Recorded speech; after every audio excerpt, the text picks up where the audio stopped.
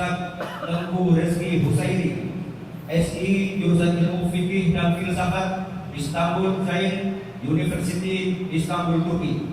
Dan alhamdulillah beliau sudah berada di tengah-tengah kita bersama dengan membawa tema keutamaan membaca Al-Quran. Bismillahirrahmanirrahim. Assalamualaikum warahmatullahi wabarakatuh. Alhamdulillahirabbil alamin. Innal hamdalillah nahmaduhu wa nasta'inuhu wa nastaghfiruh wa na'udzu billahi min shururi anfusina wa sayyiati a'malina may yahdihillahu fala mudilla lahu wa may yudlil fala hadiya lahu.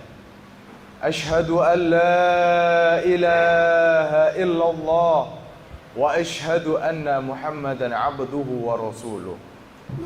Laqad qala Allah ta'ala fil kitabihil karim, a'udzu billahi minasy syaithanir rajim. Bismillahirrahmanirrahim. Ya ayyuhalladzina amanu taqullaha haqqa tuqatih wa la tamutunna illa wa antum muslimun. Shadaqallahul azim. Ma'asyiral muslimin rahimakumullah. Puji dan syukur kita panjatkan atas kehadirat Allah Subhanahu wa taala yang telah memberikan kita nikmat rizki, nikmat kesehatan, dan yang tidak kalah penting adalah nikmat iman dan juga nikmat Islam. Salawat serta salam kita panjatkan atas kehadirat baginda besar Nabi Muhammad sallallahu alaihi wasallam yang telah membawa kita dari zaman jahiliyah hingga ke zaman yang terang benderang seperti sekarang ini. Ikhwani fillah, tentunya sudah tidak asing lagi di kuping kita semua, yakni salah satu negara yang sudah berkembang, bahkan berkembang pesat, tentunya dalam perkembangan keislamannya di sana, yakni adalah Cumhuriyet Turki atau biasa didengar dengan The Republic of Turkey, yang dimana negara tersebut menyimpan 1001 sejarah, yakni generasi-generasi para pemimpin negara di sana dari zaman Kesultanan Utsmaniyah yang selalu mengamalkan Al-Quran. Mari kita simak bersama-sama kisah tentang Muhammad Al-Fatih, yang dimana beliau adalah pemimpin Konstantinopel yang berhasil memfutuhkan kota Bizantium atau Konstantinopel menjadi kota Istanbul. Tentunya salah satu trik beliau berhasil memfutuhkan Istanbul adalah dengan selalu mengamalkan Al-Quran. Di tengah-tengah kesibukannya, di tengah-tengah kepadatan, beliau selalu memprioritaskan Al-Quran dalam hidupnya. Bagaimanapun keadaannya, dia selalu mengutamakan untuk membaca Al-Quran, bahkan menghafalnya. Dan saat ini pun kita bisa melihat Turki menjadi salah satu negara yang memprioritaskan untuk rakyat-rakyatnya, bahkan pelajar-pelajar yang dari luar Turki pun untuk sana yang memiliki hafalan Al-Quran yang bagus, maka akan langsung diberikan beasiswa 100%. Karena bisa kita lihat bahwa janji-janji Allah dalam Al-Quran itu, ketika kita mengamalkan Al-Quran, maka nikmat di dunia pun akan dilimpahkan kepadanya. Maka dalam salah satu ayat yang disebutkan, A'udzu billahi minasyaitonir rajim, bismillahirrahmanirrahim. Wa laqad sayyarnal Qur'ana lidzikri fahal min mudzakir. Yang artinya adalah, dan sesungguhnya telah kami mudahkan Al-Quran untuk pelajaran, maka adakah orang yang mengambil pelajaran? Maka di sini kami akan membahas dan kita sama-sama mentadabburi keutamaan dalam menghafal ataupun membaca Al-Quran. Dari ayat tersebut kita pahami bahwasannya banyak sekali pada saat ini generasi-generasi muda yang sudah memulai membaca Al-Quran, bahkan sudah memulai untuk menghafal Al-Quran. Ya, karena yang seperti kita ketahui bahwa ketika kita menyibukkan waktu kita untuk Al-Quran di tengah-tengah kesibukan kita, di tengah-tengah pekerjaan kita yang mungkin begitu crowded, sampai tidak ada waktu, tapi kita sempatkan untuk membaca 1-2 ayat, disitulah akan datangnya keberkahan. Dan dari ayat tersebut kita pahami bahwa ketika kita memahami Al-Quran secara utuh dan mentadaburinya, hatta cuma 1-2 ayat, maka akan dimudahkannya segala urusan kita dan dipermudahnya dalam pikiran kita. Hati kita akan dibersihkan oleh Al-Quran. Karena tentunya di dalam diri kita ada yang namanya hasad, iri dan dengki dan lain sebagainya, tetapi Al-Quran itulah yang membackup itu semua. Sehingga ketika kita mungkin mendapatkan kesulitan di kantor atau di sekolah, ya, maka Al-Quran ini benar-benar mempermudah pikiran kita, menjernihkan pikiran kita serta hati kita. Maka tidak heran ya wal ikhwanu fillah bahwa banyak sekarang universitas di Indonesia, negeri maupun swasta, yang menerima siswa dan mahasiswinya melalui jalur Al-Quran, karena dipercaya bahwa orang yang menghafal Al-Quran ini dia memiliki kepintaran yang lebih. Karena tentunya Al-Quran ini dia tidak susah dihafalkan, tetapi dia harus dilakukan secara konsisten dan terus menerus. Dan salah satu bukti bahwasannya Al-Quran ini memiliki miracle atau keajaiban di dalamnya dan tidak pernah terubah dari awal diturunkannya, letak-letak ayatnya hingga huruf-hurufnya tidak ada yang berubah satupun. Dan bukti daripada kemu'jizatan dalam Al-Quran ini dijelaskan dalam surat Al-Hijr ayat 9. Inna nahnu nazzalna dzikra wa inna lahu lahafizun. Sesungguhnya kamilah yang menurunkan Al-Quran dan sesungguhnya kami benar-benar memeliharanya. Maksudnya daripada memelihara di sini adalah pemeliharaan dalam ayat-ayat Al-Quran, menjaga keasliannya hingga saat ini. Boleh dilihat ya ayyuhal ikhwatu fillah, apakah ada satu ayat Quran pun atau satu huruf pun yang berubah dalam Quran? Tidak. Inilah keajaiban yang ada di dalam Al-Quran. Sehingga mengapa banyaknya orang yang berhasil menghafal Al-Quran, ya, kita lihat hidupnya begitu bahagia dan semua urusannya di dunia itu sangat-sangat dipermudah. Ya, bahkan dalam hadis pun juga diriwayatkan, man ta'allamul Qur'an fastadhhar wa hafdhahu adkhalallahu lahu al-jannah wa syafa'ah fi 'asharatu min ahlul baitihi kullahum wajibat lahumun nar. Jadi dalam hadis ini disebutkan tidak hanya di dunia saja, bahkan di akhirat pun kita juga mendapatkan keistimewaan dalam menghafal Al-Quran atau belajar Al-Quran. Sekalipun orang-orang yang tertatih tetapi dia tetap berusaha belajar Al-Quran untuk membaca Al-Quran, maka dia akan mendapatkan ajar yang besar, pahala yang besar gitu. Karena di dalam hadis tersebut dikatakan orang yang mempelajari, mentadaburi Al-Quran, dia akan mendapatkan syafa'ah di yaumul hisab. Dan syafa'ah ini bisa diberikan ke 10 anggota keluarganya. Jadi kalau misalnya kita udah berhasil menghafal Al-Quran, mentadaburinya, meluangkan waktu kita untuk membaca Al-Quran selalu. Dan yang terutama di sini adalah hifdzul Quran, orang yang menjaga Al-Quran. Jadi bukan berarti orang baca Al-Quran terus ngafalin habis itu udah besoknya lupa. Tidak seperti itu ya wal ikhwanu fillah.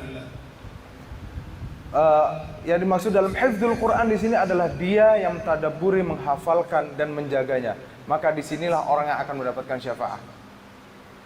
Jadi ketika kita menghafal Al-Quran, tidak semena-mena kita hanya ingin dilihat orang, bertujuan untuk riya.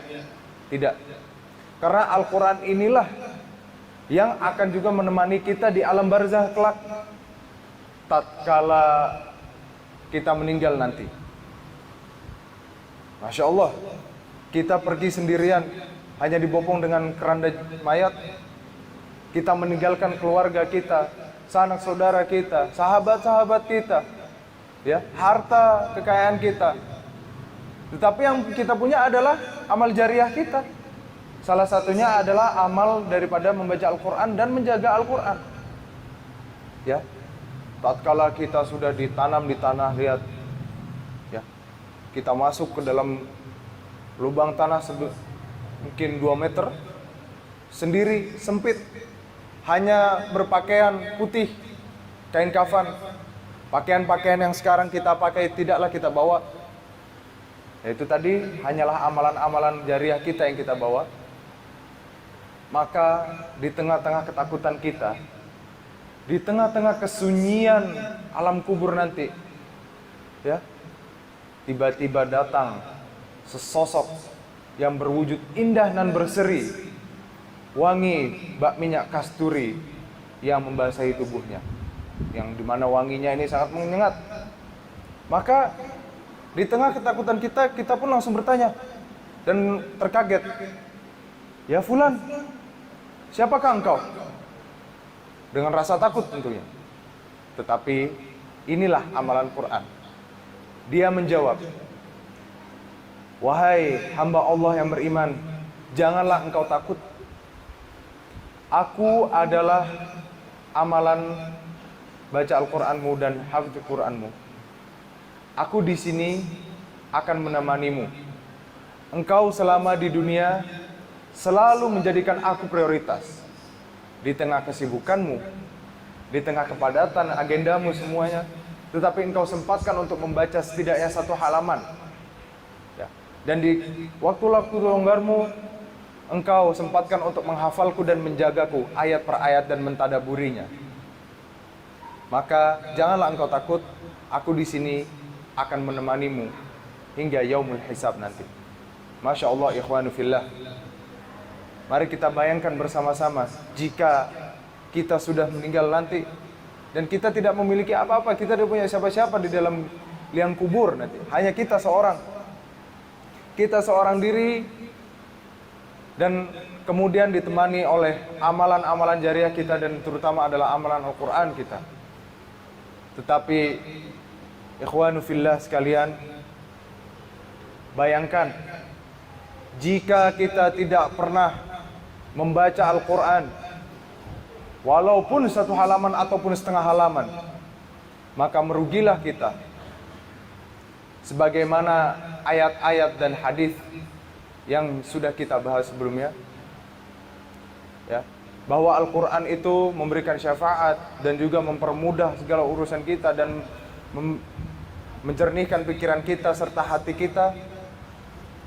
Maka bagaimana, apa jadinya jika kita tidak belajar Al-Quran, tidak membaca Al-Quran, dan bahkan tidak menghafalnya, tidak menjaganya? Al-Quran adalah kalamullah, firman-firman Allah, ya. Maka wajib bagi kita untuk menjaganya. Dan betapa meruginya kita ketika nanti di yaumul hisab kita tidak mendapatkan syafaat. Bayangkan ketika kita menjadi seorang hafidh dan kemudian di akhirat nanti kita melihat sanak saudara kita, orang tua kita sudah divonis masuk ke dalam neraka. Tetapi karena kita hafidh, benar-benar menjaga Al-Quran, ya, bukan cuma sekedar menghafal, tetapi menjaganya. Ya, tidak hafal hari ini, besok sudah lupa. Ya, tapi di sini adalah dengan benar-benar menjaganya, maka kita akan memberikan free pass, tiket untuk masuk ke dalam surga. Yakni apa? Syafaat. Ya. Dan Al-Quran pun tidak cukup sampai di kuburan saja. Sampai kita masuk ke dalam surga pun Al-Quran akan tetap menemani kita. Dengan cara apa? Jadi menurut hadis riwayat yang diriwayatkan oleh Aisyah, bacaan tingkatan surga itu ditentukan dengan bacaan Al-Qur'annya, sebagaimana levelnya surga itu. Jadi waktu kita mau masuk surga itu dites dulu bacaannya. Oke, segini. Nanti kalau tambah lagi, naik lagi tingkatan surga kita. Semakin tinggi, terus dinaikkan derajatnya. Maka di hadapan manusia lain pun kita akan ditinggikan derajatnya, di hadapan Allah pun kita akan ditinggikan derajatnya. Amin ya rabbal alamin. Semoga kita semua tergolong daripada penghafal Al-Quran, dan semoga kita dijauhkan dari gangguan-gangguan yang menghambat kita untuk membaca Al-Quran ataupun menghafal Al-Quran. Aqulu qawli hadza fastaghfirullah li wa lakum fil Qur'anil karim. Barakallahu fikum.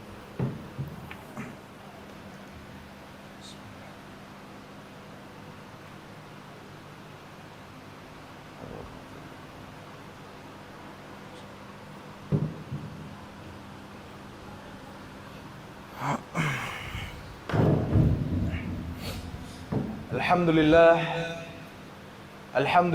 Rabbil Alamin. Wassalatu wassalamun ala al-ashrafil anbiya'i wal mursalin Sayyidina Muhammad wa ala alihi wa ashabihi wa man tabi'ahum bi ihsanin ila yaumiddin. Amma ba'du. Ikhwanu fillah sekalian, mari kita sama-sama menjaga kalamullah, menjaga Al-Quran bersama-sama. Walaupun kita tidak bisa membacanya, tetapi kita pelan-pelan mempelajarinya. Pelan-pelan mempelajarinya sampai bisa. Sebagaimana dalam hadis dikatakan, ya, bahwa di dalam kandungan satu huruf Al-Quran itu sudah mengandung 1000 kebaikan, 10 kebaikan. Ya. Tidak dikatakan alif lam mim itu satu kebaikan, satu huruf, bukan, tetapi dalam huruf alif itu sendiri, lam itu sendiri, mim itu sendiri, dia sudah mengandung kebaikan yang begitu banyak. Ya. 10 kali lipat kebaikan dalam satu huruf. Bayangkan jika kita membaca satu halaman penuh, ada berapa huruf itu di dalam Al-Quran? Banyak.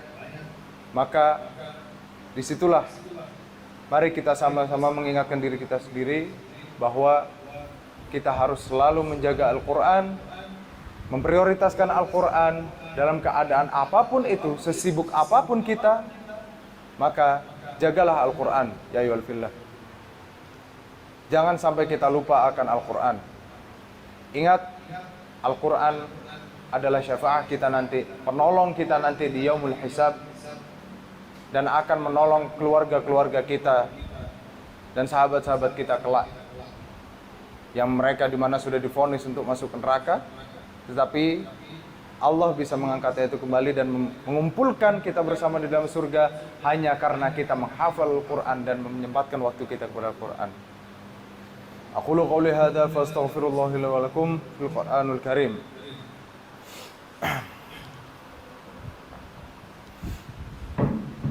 Ibadallah, innallaha wa malaikatahu yusalluna 'alan nabi ya ayyuhalladzina amanu wa sallimu taslima.